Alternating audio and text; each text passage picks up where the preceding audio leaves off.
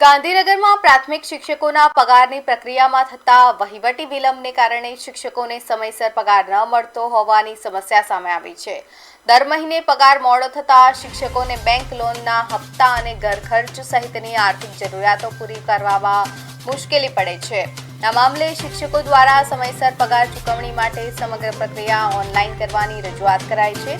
તાજેતરમાં ગાંધીનગર તાલુકા ઓનલાઈન પગાર ચૂકવવાનો પ્રયોગ સફળ રહ્યો હોવાથી આ જ મોડલના આધારે સમગ્ર રાજ્યભરમાં પ્રાથમિક શિક્ષકોને ઓનલાઈન પદ્ધતિથી સમયસર પગાર ચૂકવવાની કાયમી વ્યવસ્થાની માંગણી કરવામાં આવી છે।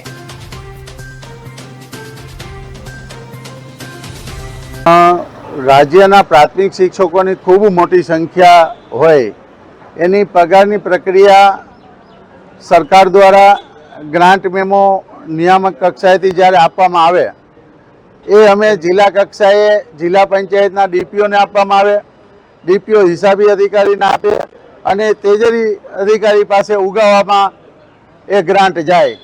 એટલે પગારમાં ખૂબ મોટો વિલંબ થાય છે, પગાર ખૂબ મોડા થાય છે અને શિક્ષકોને કોઈને મકાન લોન હોય, એના અન્ય હપ્તાઓ હોય, એના પરિવાર માટે જરૂરિયાત પણ હોય તો એ પગાર માટે પૈસાની અંદર જે પૈસાની પ્રક્રિયા છે એમાં ખૂબ કરવા માટે ચાલતું નથી।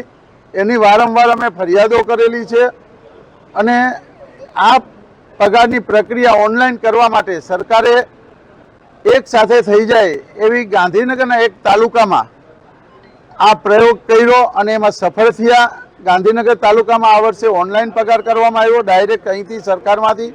એવી રીતે ડાયરેક્ટ પગાર છે એ સીધો અહીંથી ગ્રાન્ટ છે જિલ્લા લેવલે જે તેના ખાતામાં પગાર ડાયરેક્ટ આપવામાં આવે।